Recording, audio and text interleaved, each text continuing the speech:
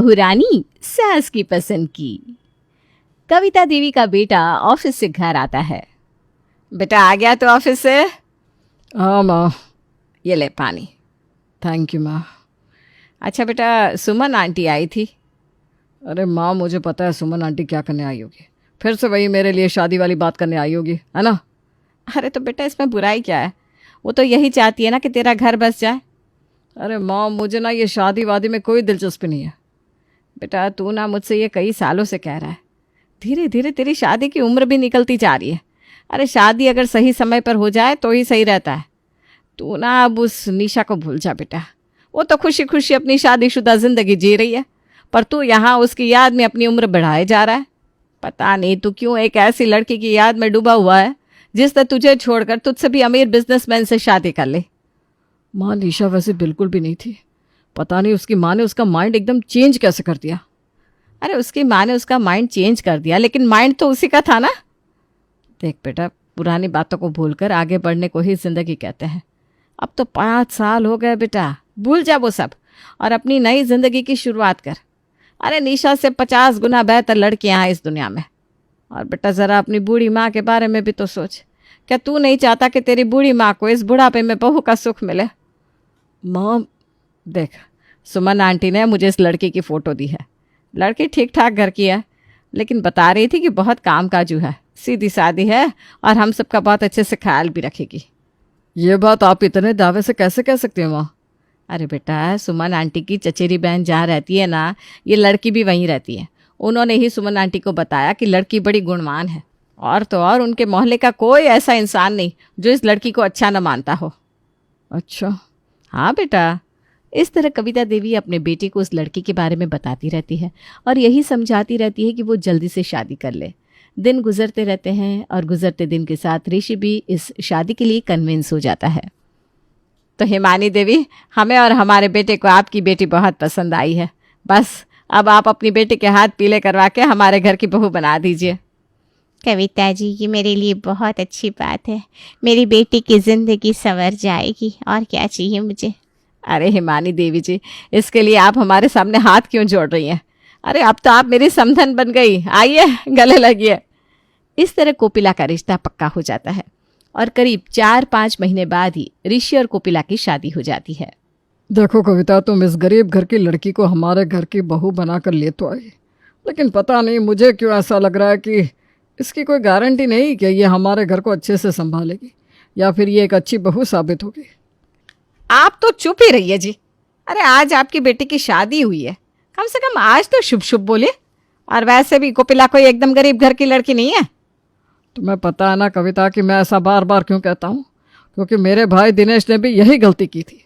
उसने भी ऐसे ही अपने बेटे की शादी एक गरीब घर की लड़की से करवा दी थी, और उसके बाद उनका क्या हाल हुआ था वो तो मैं ही जानता हूँ। अरे तुम्हारे भाई के साथ वैसा हुआ था तो क्या हमारे साथ भी वैसा ही हो जाएगा? सब लड़कियां एक जैसी थोड़ी ना होती है। ठीक है, अब आप जाइए और आराम करिए। ठीक है, तुम जानो आगे। शादी का ये दिन बीत जाता है और अगला दिन आता है। वहीं कोपिला अगले दिन से ही घर का सारा काम संभालने लगती है। देखा जी, मैं ना कहती थी कोपिला एक अच्छी बहू साबित होगी। देखो कैसे सुबह से काम में लगी हुई है। बेचारी ने नाश्ता बनाया, खाना बनाया, और तो और देखो कैसे बड़े लगन के साथ मेहमानों की इतनी खातिरदारी कर रही है। सबको पानी दे रही है, चाय दे रही है, जबकि बेचारी सुबह से एक बार भी बैठी नहीं है। मैं जा रही हूँ और उसे कह दूंगी कि थोड़ा वो भी आराम कर ले। चलो, ये तो अच्छी बात है कि बहू अच्छे से सब कुछ संभाल रही है। ऐसे ही दिन गुजरते हैं और इसी बीच मैं बाजार से सभी के लिए कपड़े लेकर आई हूँ। माँ, ये सूट बहुत सुंदर लग रहा है, ये मैं ले लूँ? अरे नहीं बेटा, ये सूट मैं तेरी भाभी के लिए लेकर आई थी। वो भी बेचारी दिन भर साड़ी पहनकर इतना काम करती रहती है, तो मैंने सोचा तेरी भाभी के लिए 2-3 सूट ले लूँ। ये ले, तेरे लिए ये वाला सूट है। अच्छा माँ। और मैंने कहा बेटा, ये ले तेरे लिए ये वाला सूट।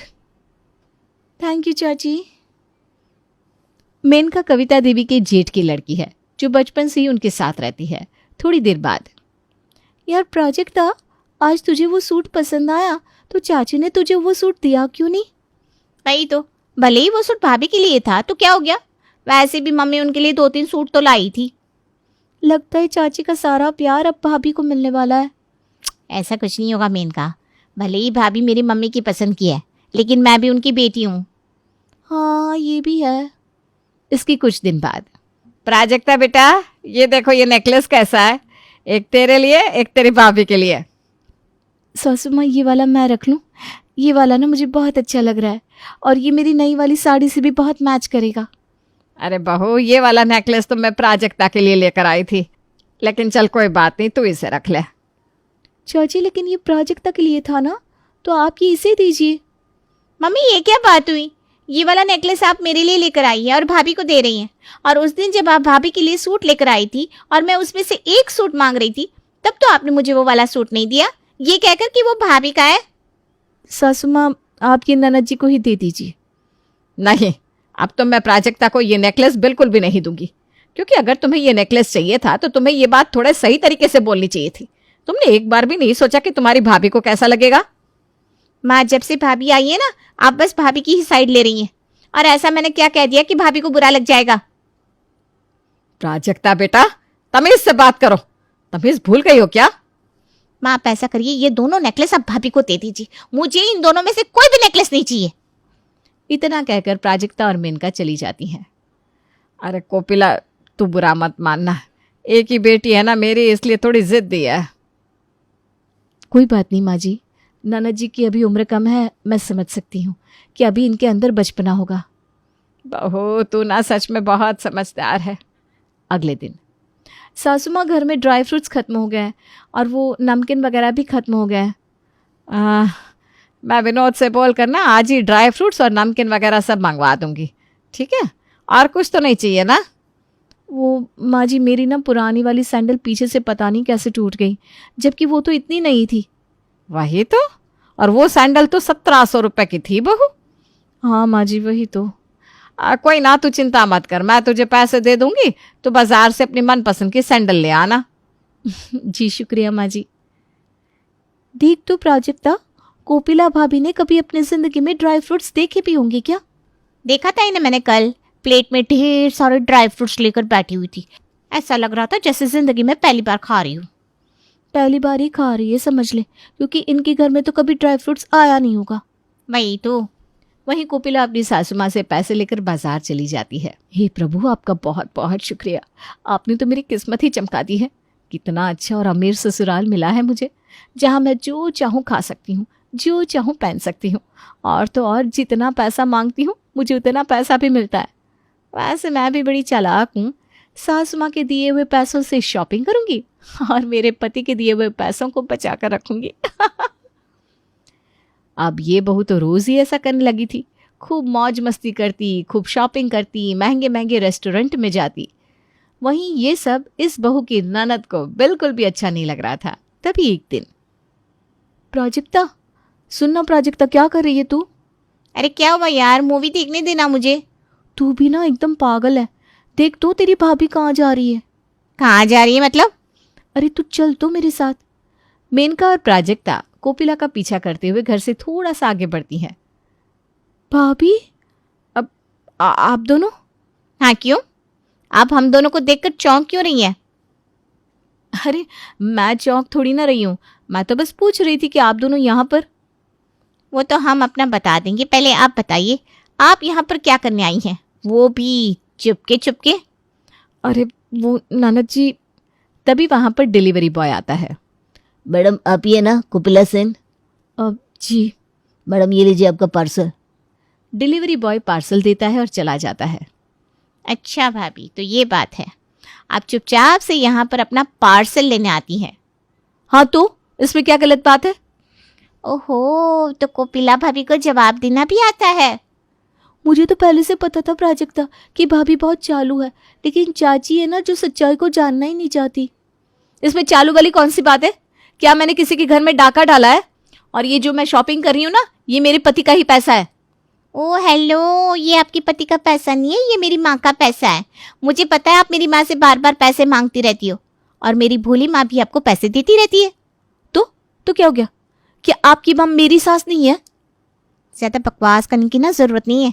हमारे घर में पैसा मेहनत से आता है, फोकट का नहीं आता जो यहाँ पर उड़ाई जा रही हैं आप। सच में मैंने इन्हें कई बार घर से चुपचाप जाते हुए देखा है। तब तो मैंने सोचा कि ये किसी काम से जाती होंगी, लेकिन देखो यहाँ ये अपना पार्सल लेने आती हैं। इतनी शॉपिंग करती है, सोचो एक दिन में ये 2-3 हज़ार की तो शॉपिंग कर लेती हैं। अरे तुम कौन होती हो बीच में बोलने वाली?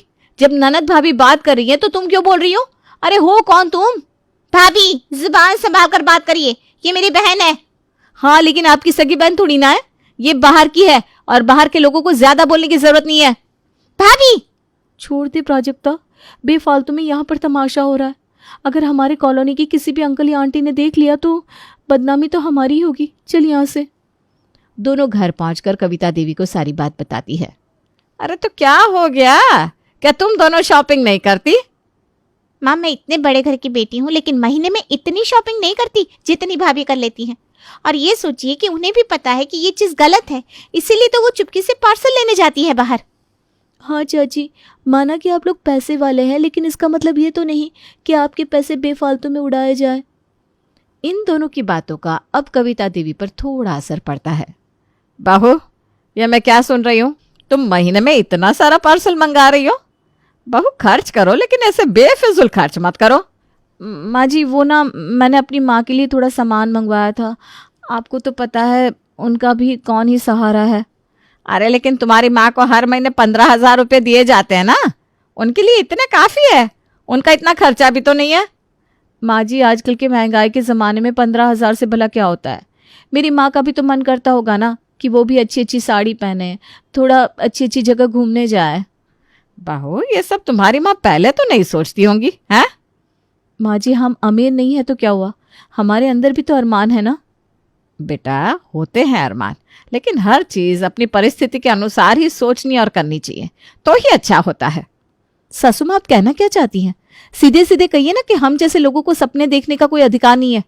बहू, तुम मेरी बातों का गलत मतलब ले रही हो। भाभी, माँ आपको तब से कुछ समझाने की कोशिश कर रही है और आप उनकी बातों को समझने के बजाय उनको लगातार जवाब देती जा रही है। ननद जी, हम जवाब नहीं दे रहे हैं, हम बस अपना और अपनी माँ का पक्ष ले रहे हैं, तो इसमें गलत क्या है? अरे आप लोगों ने सोचा कि गरीब घर की लड़की लेकर आएंगे तो वो हमेशा गुलाम बनकर रहेगी, लेकिन जमाना ना बदल चुका है। अब बहुएं भी अपने अधिकार के लिए लड़ना सीख गई है। बहू, ये क्या बोलती जा रही हो? अरे हमने तुम्हारे साथ ऐसा क्या कर दिया कि तुम्हें अपने अधिकार के लिए लड़ना पड़ रहा है? सासू माँ, जब से मैं इस घर में बहू बनकर आई हूँ तब से प्राजक्ता और मेनका जी मुझे कुछ ना कुछ बोलती रहती हैं। अरे मैं शॉपिंग करती हूँ तो इन्हें बुरा लगता है, मैं कुछ खाती हूँ तो इन्हें बुरा लगता है।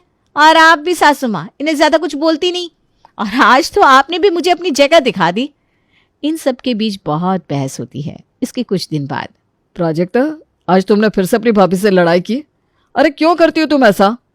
अरे भैया, आपने अपनी पत्नी की तरफ वाली कहानी तो सुन ली होगी, लेकिन जरा हमारे तरफ वाली कहानी भी सुन लीजिए। आपको पता है आज भाभी ने पापा को उल्टा जवाब दिया, और वो भी जानते हैं क्यों? क्योंकि उनको अपनी सहेली के साथ 10 बजे वाटर पार्क जाना था और आज मैडम 9 बजे सोकर उठी हैं। लेकिन जब मैं 7 बजे घर से निकला था तब तो वो जगी हुई थी। भैया, उसके बाद वो फिर सो जाती हैं। क्या? हाँ, और नहीं तो क्या। और जब देखो भाभी के मुंह में बस पैसा पैसा रहता है। मैं तो कहती हूँ एक बार आप कोपिला भाभी को पैसे देने से मना कर दीजिए, फिर देखिए क्या होता है। दोनों बहनों के बहुत समझाने पर ऋषि इसके लिए मान जाता है। सुनिए जी, ज़रा मुझे 3,500 रुपये देना तो। कोपिला, बात यह है कि मेरे बिजनेस में थोड़ा लॉस हो गया है, इसलिए मैं अब तुम्हें 3-4 महीने तक पैसे नहीं दे सकता। तुम मेरी पत्नी हो, आई होप यू अंडरस्टैंड। हाँ, कोई नहीं जी। देखा मेरी पत्नी कितनी अच्छी है, कुछ भी नहीं भूली। कोपिला किचन में चली जाती है। बताओ, हाथी के दांत दिखाने की कुछ और, खाने की कुछ और।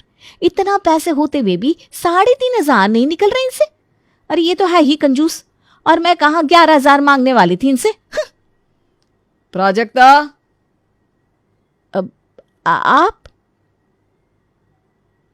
मैंने सोचा नहीं था कि तुम मेरे बारे में ऐसा कुछ बोलोगी। अरे वो मैं आपके बारे में थोड़ी ना बोल रही थी।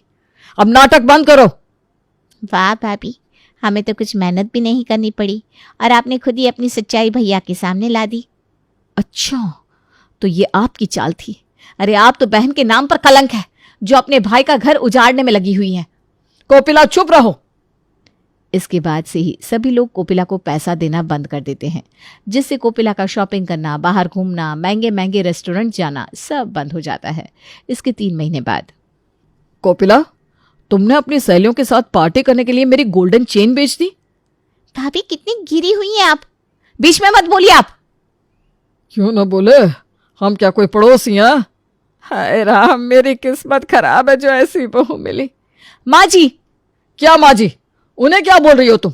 एक तो तुमने गलती की है और ऊपर से हम सबके सामने अकड़ दिखा रही हो। हाँ तो अरे मैं करती ही क्या, 3 महीने हो गए, किसी ने मुझे ना पैसे दिए ना कुछ। अच्छा, और जो मैं हर महीने तुम्हारे खर्चे के लिए 4,500 रुपये देता हूं उसका क्या? अरे उससे तो सिर्फ रेस्टोरेंट में 1 दिन का नाश्ता आता है। बहू, ये मत भूलो कि तुम कहां से आई हो। माँ जी, मैं जहां से भी आई हूं ना, लेकिन अब हूं तो इस घर की बहू।